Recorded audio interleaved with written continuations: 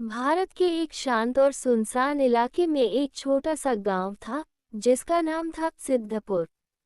ये गांव चारों तरफ से घने जंगलों से घिरा हुआ था और यहाँ के लोग बेहद सीधे सादे और मेहनती थे। इस गांव की एक खास बात थी कि यहाँ हर रात एक अजीब सी घंटी बजती थी जिसका स्रोत आज तक कोई नहीं जान पाया था। गांव के बच्चे इस घंटी की आवाज से बेहद डरते थे और हर रात जब ये बजती वे अपने माता पिता के पास जाकर छुप जाते। गांव के बुजुर्ग कहते थे कि यह घंटी गांव की रक्षा करती है, लेकिन असलियत क्या थी यह कोई नहीं जानता था।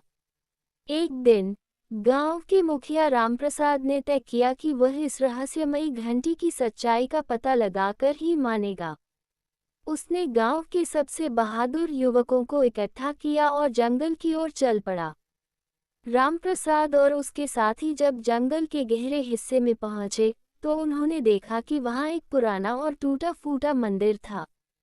मंदिर के अंदर एक प्राचीन घंटी लटकी हुई थी जो खुद ब खुद बज रही थी। रामप्रसाद ने अपने साथियों से कहा, हमें इस घंटी को बजने से रोकना होगा। शायद यही हमारे गांव की मुसीबतों का कारण है। लेकिन जैसे ही उन्होंने घंटी को छूने की कोशिश की, एक तेज रोशनी फैली और रामप्रसाद और उसके साथी बेहोश हो गए। जब वे होश में आए तो उन्होंने खुद को गांव से दूर एक अजनबी जगह पर पाया। वहां कोई भी घर या लोग नहीं थे, सिर्फ एक बड़ा सा पेड़ खड़ा था। रामप्रसाद और उसके साथियों ने उस पेड़ के पास जाकर देखा तो वहां एक शिलालेख था जिस पर लिखा था, यहाँ से वापस जाने का रास्ता नहीं है। वे सब घबराए हुए थे, लेकिन तभी उन्हें एक बूढ़ा आदमी दिखाई दिया। वह आदमी बोला, तुम लोग उस घंटी की सच्चाई जानना चाहते हो? तो सुनो, ये घंटी इस गांव के लोगों की रक्षा करती थी, लेकिन एक दुष्ट जादूगर ने इसे श्रापित कर दिया। अब ये घंटी बजती है और जो इसे छूने की कोशिश करता है वह इस रहस्यमयी जगह पर फंस जाता है।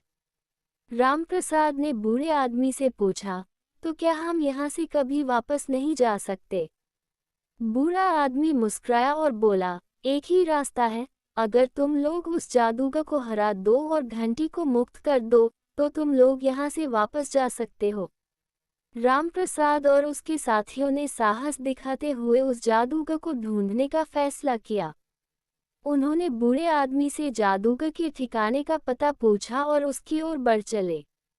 रास्ते में उन्हें कई अजीब और खौफनाक जीवों का सामना करना पड़ा, लेकिन उन्होंने हार नहीं मानी और आखिरकार उस जादूगर के किले तक पहुंच गए। वहां एक भयंकर लड़ाई छिड़ गई। जादूगर ने अपनी सारी ताकत और जादू का इस्तेमाल किया, लेकिन रामप्रसाद और उसके साथियों ने अपनी साहस और एकता से उसे हरा दिया।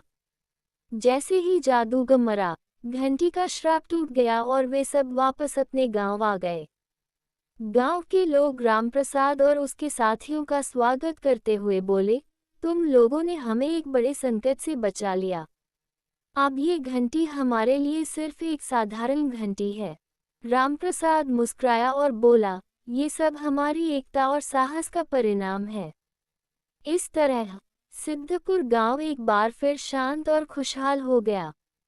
गांव के लोग अब हर रात उस घंटी की आवाज सुनकर डरते नहीं थे, बल्कि उसे अपने साहस और एकता की निशानी मानते थे।